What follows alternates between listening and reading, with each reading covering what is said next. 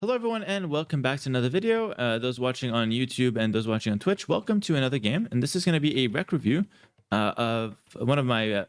actually, this guy is not a Patreon member, although I do offer this for Patreon members. We actually booked a coaching session and we couldn't get it sorted. We went through one game and it was just a free stream fest because he's from Australia and it was bad connection to on the Discord with me in Argentina. So it didn't work out at all. So I said, you know what? Anything else I can do, I can refund you. If there's anything else you want to do, let me know. How do we make this work? And he said, listen, 2 rec reviews, we can we can get that down. And he sent them over. So this is number 1, and I have 2 from him. And I hope that you guys can benefit as well on YouTube and on Twitch, because a lot of people around 1400 tend to get stuck, and sometimes, not always, the mistakes are pretty similar, right? Obviously, every guy's mistakes or just like habits are a little bit different, but you can definitely learn from watching a peer's one of your peers get his rec reviewed. So yeah, shout out the Aussie fans. Actually, what's funny, before I get into the rec review, is that a lot of my Australian fans can't watch my stream because it's a terrible time zone in comparison to my stream. And so he told me that a lot of my Aussie fans, not him in particular, they tell me that they live on YouTube. They watch all my YouTube videos. They barely catch streams, and that's how they consume Age of Empires content. So let's take a look. It's around 1400 here. And starting off, the Dark Age is actually pretty clean. 0 idle time. We're pushing in some deer. A small mistake, J10, small mistake. Lumber camp always in the center of the forest. Like, this is at the edge of it. I think center here would be better, or walk around and make it here or here. All 3 of those options would be more like coverage. Small thing, but it's good to get the good habits in, right? I could easily ignore those things and not mention them, but I'd like to give you the information. It's not hard to fix, so you might as well. Aside from that, I like that you're learning deer. We got melee for you and Franks for the opponent, so we'll see what we'll expect. And I don't know if this is a win or a loss. And to be honest, it doesn't really matter. The way I like to do my coaching is not result-based at all. And in fact, I like to call out what you do well and then what you could work on. I think both are really important to hear. Because if you only hear the negativity, it could end up just discouraging you, or you just feel like there's too much that's going wrong. But if you hear a mix of things that you can work on and then things that you're doing well, I say that as he shot the deer with the TC. Okay, that we'll have to work on. But obviously that's a misclick. It happens, no problem. That's perfect timing. Okay, so we're gonna put on the second deer. No, sorry, second boar. Second deer is dead. Good boilers. Everything's solid. Deer learning's good. Now we're going to go for a barracks. Okay, so we're going to go for a really hard builder, which is the Drush, the Primo Drush. Not something I recommend for beginners, but at 1400, going for a Drush, you're at that level where you're not exactly a beginner. You're like kind of an intermediate player, right? At this point, got a lot of games under your belt. So you're going to go barracks and then a house. Now we're going to pull in the next deer. All right. Excellent. Yeah, 0 complaints here. We can go back to fast forwarding a little bit. The only complaint I could possibly see is if you don't scout after this and you go straight to your opponents.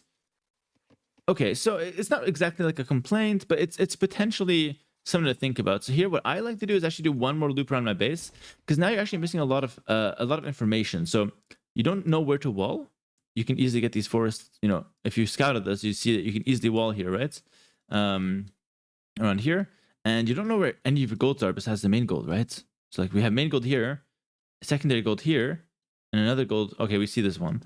But those are really important. So I would like one more loop, just one more loop to get a little bit more vision. That would help a lot. But in this case, and if you have to sacrifice 1 deer for that, I think it's worth it. In this case, we're drushing, so I know you want to go to your opponent as fast as possible. So not necessarily a mistake, but just something to think about, okay?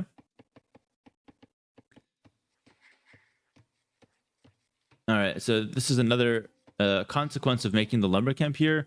Lumber camp here, then we start building around it, and all of a sudden we're like building at the back of the wood line. Much better to like lumber camp here and then house here. So we have the whole wood line in our control. Because now what happens is he sends 1 archer at any point in the game. He sits here and we have the whole wood line we can't take. But if we go here with the lumber camp and we wall here, he can sit here, deny us off this wood, but then we can just go back and take that wood. See that? You want to mind your resources and you really have to take them in a way where it's sustainable in the long term. Okay, we're going up 21 vills with a Primo Drush with melee. With any other civ, this is fine. With melee, this is too early. I would do 1 or 2 more vills for sure. Yeah, I think so at least. Let's see if you run into problems. So I think I'm dubious on this. I don't drush with melee too often, so I don't know exactly how the economy looks like. But I think this could be somewhat problematic. So if you run into any problems, this is why. We'll come back to it later. And I wonder if you want to go meta arms. Oh, it's a meta arm rush. Okay, this is definitely a big problem. Because now we have 0 on food. And now we can't afford double bid axe. So definitely like 1 or 2 more vills guaranteed. Should be good. But I do like this. You're going to go for some aggression. I want to see how that plays out for you. Looking to pick off enemy Vil. You could have committed there if you wanted to. Not a big deal, though. I like that you're keeping the scout HP. Both are valid options. And arms are coming in. Economy back home. Yeah, no double bid axe. We'll see how many problems we run into. But let's focus on the military here. See how you do. Let's see what you see. Good job. Good hits. Run away. Run away. Ooh, okay. Deciding to fight. I don't know if this is you or bad pathing there, but okay, we're gonna get a Vil. Oh, we're just gonna fight it. Okay, okay. I mean, it's not a bad choice. I'll give you an alternative to what you could have done there.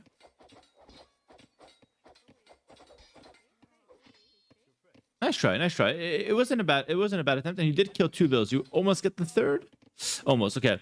And good micro with the scout to not get hit by the spear, by the way. What really well done there. So what you could have done alternatively, let's go back there a little bit.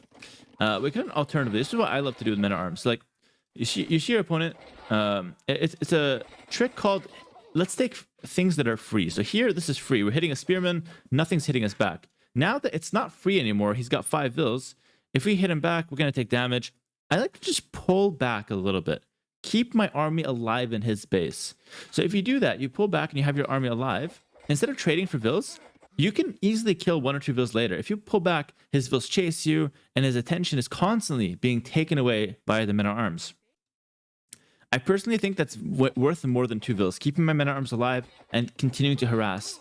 And if you get really good, what you can do is hit, and then as soon as he attacks you, run away.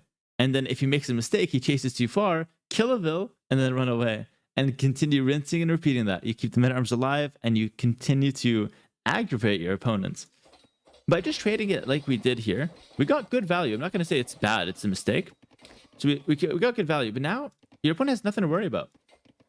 He cleared the men-at-arms. Now he's going to go attack you. Oh, good job, brother. Going back in for the 3rd. I like that. The 3 Vils down. But now he's going to go back to attack you. He's going to go wall up his base, and he doesn't have any more concerns. He doesn't have anything to worry about anymore. And I think I'd rather see you like worry him just a little bit more. So give that some thought. But nonetheless, good man at arm rush. I'm going to be walling up at home. We know he's on scouts. Yes, spearman. Good, good, good. 1, 2 spears. 1 here, 1 here. And we're perfectly safe and we can wall up. So strategy-wise, perfect start. You didn't run into too many problems. Had to skip bid axe. Yeah, go up 1 villager later. Work on the wood a little bit more, like set up your base in a better way, and I'm sure you can afford double bid axe. And otherwise, your build is super solid. This is a good strat. All right. No horse scholars. Okay, that's understandable.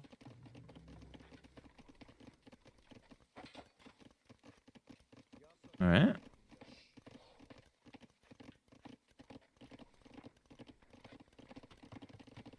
And at this point, we're just defending, which is pretty good. Massing some archers.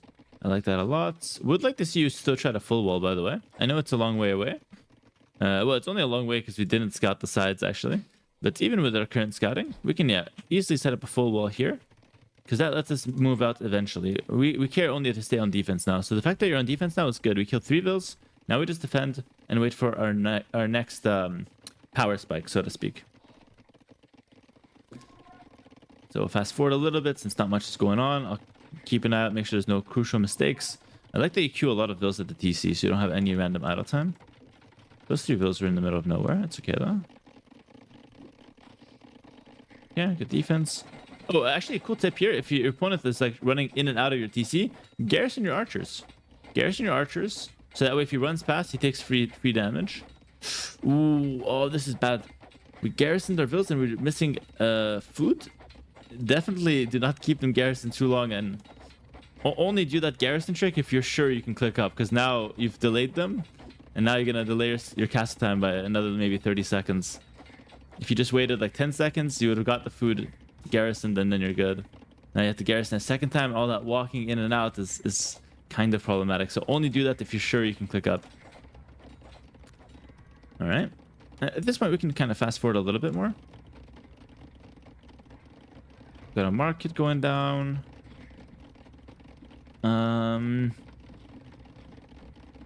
Moving out.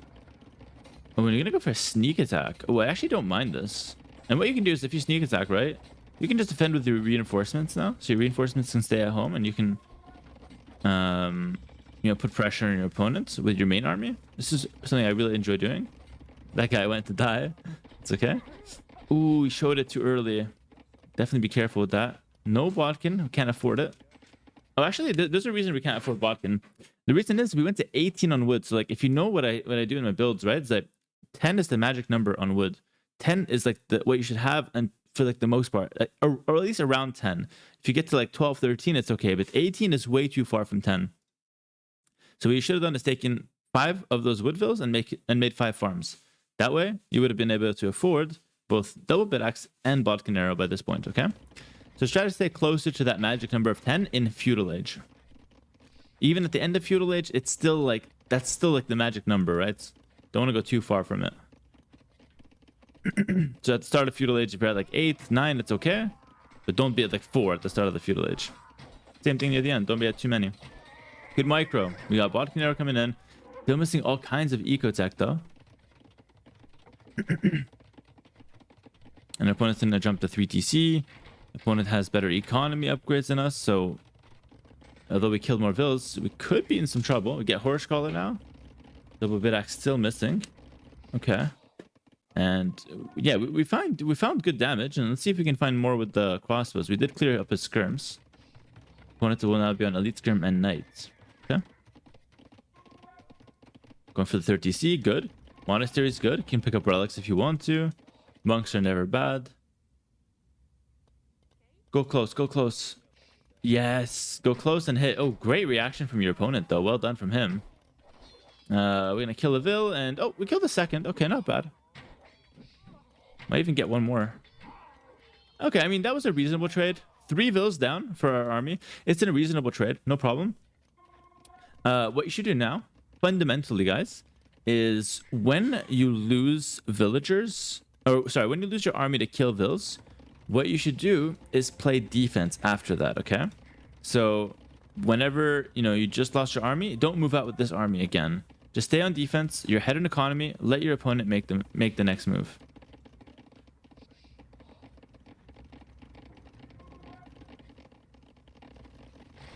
Oh, sorry, didn't mean to fast forward that much. Back to the action. And actually, we get a hard punish for even just sitting outside our base. Those crossbows should definitely be inside your base. And we know this because we saw how much army he had, and we know we lost our army. So definitely, J10, those crossbows should have been right behind your base, waiting for him to attack, because we know he's going to attack. It's very obvious. We just lost our army and killed Dill, so he needs to do something, and he will definitely attack. So staying behind your walls with crossbow and monk, you'll stay 100% safe. Now things are a little bit more complicated. Now it looks like you want to make a switch to Karambit, which is a great choice. If you had just kept most of those archers alive, like all those archers alive, you can make the Karambit switch and have something to defend you up until you get there, which was basically the whole idea.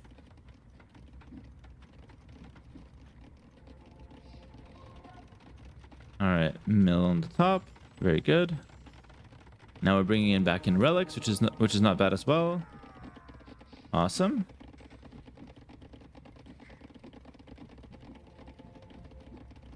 And even this aggression is not too much to worry about. You know, I wouldn't even mind you just continuing to boom. And then eventually we'll get a castle drop and we can go Karambits to push it back. And, you know, if it's annoying you, what you could do is, like, we need a siege workshop anyways to go up to Imperial Edge. So you can just make a siege workshop, 1-2 scorpions, and just clear it. Or 1 mangonel and just clear it.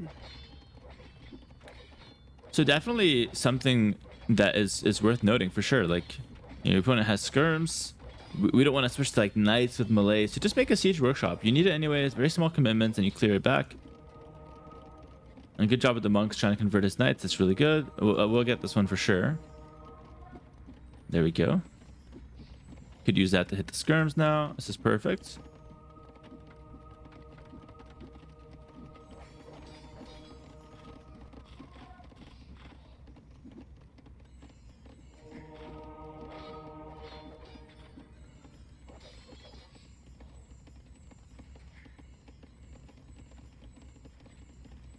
Alrighty.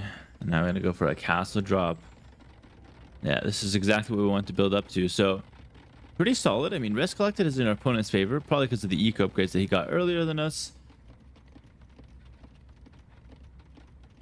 But overall, we have a good amount of ills, and we have a nice like transition to like potential karambits to clear the skirms. But it looks like we're going to make our way towards Imperial Age instead. Same for our opponent. We do have 2 relics as well to show for it.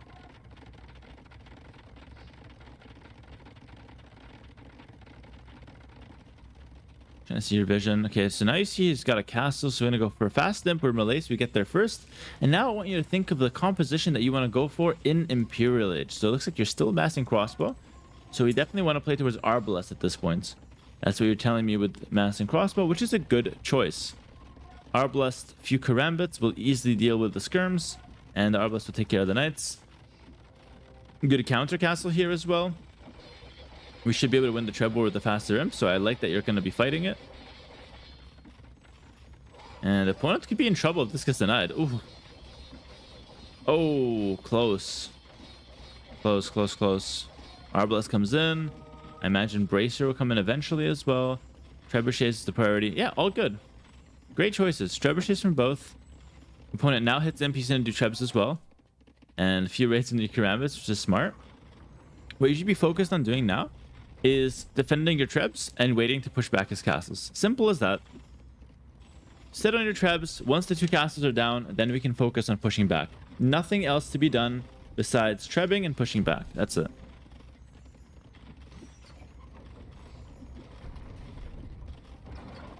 All right, going stables. Oh, I don't know if that's part of the strat, right? Is that part of what we want to do? So I just want to know what you're thinking with the stables. Maybe an elephant switch for the skirms, right? Maybe. And maybe it's okay, right? Maybe it's fine. But why not go for the thing that's like a guarantee? Bracer is a guarantee. It helps your castles and your Arbalest. Chemistry does the same. It gives you access to cannons, bombard cannons. So get Bracer chemistry. Upgrade your main unit before thinking of a secondary unit. So even if you want to go elephants, I'm not saying it's right or wrong. It could be fine. But focus on upgrading your Arbalest fully first, at least for the damage, the essential upgrades. If you had Bracer here, 100% it doesn't kill the trap. 100%. Small things like that, right? Alright, so now we're going to go for the elephant switch by the looks of things. Or maybe a light cab, who knows? Alright.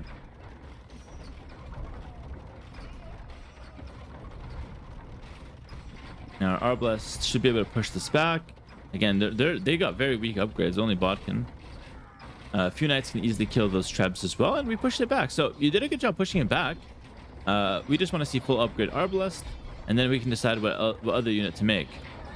And in this case, usually like after you get Arbalest versus Frank, just probably go Arbalest Halb, and that would be like the perfect composition. But if you want to go Elephant, that's fine as well. Arbalest Elephant is actually pretty good versus Franks too. Now we have a lot of resources. We're looking to push it back. More production is definitely very important, by the way. Want to spend the resources, so now all of your production buildings should be going forward, so you can fight all at the same time. Now we see Bracer coming in. We are missing ballistics. I mean, we're missing a lot of upgrades. I honestly feel like maybe you should tab through your buildings to pick up upgrades. Wheelbarrow and handcart should both be in at 140 vills. For sure, it's a big miss. Ballistics should definitely be in. Bowsaw should definitely be in. And at this point, even heavy plow should be in, or heavy plow. So tab around your economy upgrades, or just your upgrades in general, every once in a while, because it's very possible you're forgetting them. And that's a good way to prevent yourself from forgetting. Now your opponent is on Halb plus Cavalier. And actually, Elephant Arbalest actually beats this, by the way. So you have a better comp. As long as you fight correctly, You have to fight both, basically both at the same time. Arbalest behind the elephants. Okay, I mean, not a bad trade. You will lose the castle, but actually we're trading pretty fine. And now we're close to 200 pop. I'm sure we have army elsewhere. Yeah, we don't have all our army there. I'm sure that's a few archers there. Trebuchet here. Okay. So at this point we're still missing chemistry. So definitely want to get all our units together. Still missing armor on the Arbalest as well and attack. So if we get all the units together and get all the upgrades, we would easily win this. Like we're up 50 pop. We have a better composition, but we just simply do not have the upgrades that we need.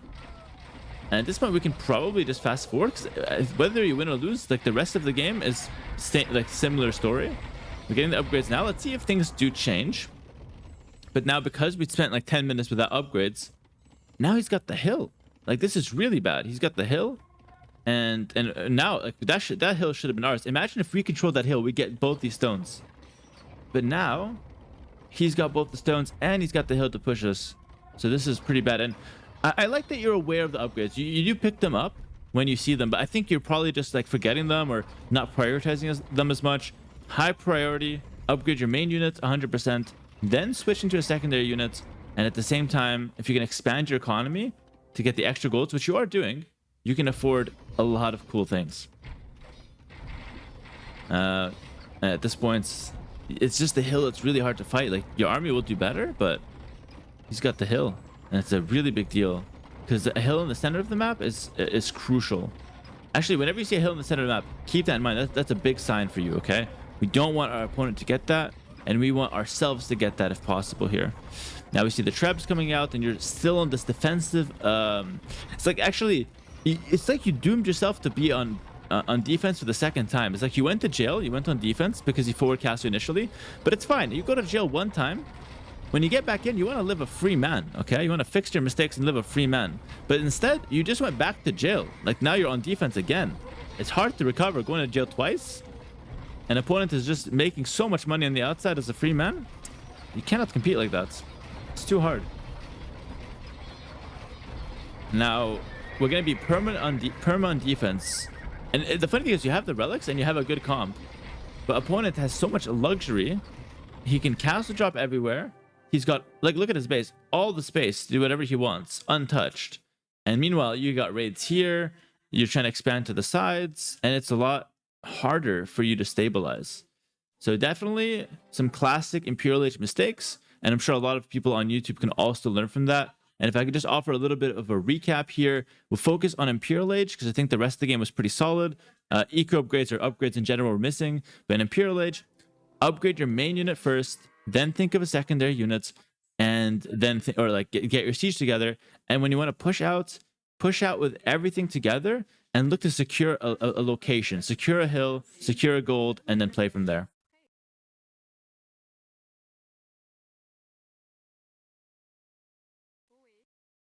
Let's go through the stats real quick. I just want to say economy is in his favor. It's eco upgrades mostly. And I just want to say thank you so much for watching on YouTube. I hope this helped. J-Tan, well done this game in a lot of ways. And I hope that the feedback can help you out as well. And yeah, keep on pushing, my brother.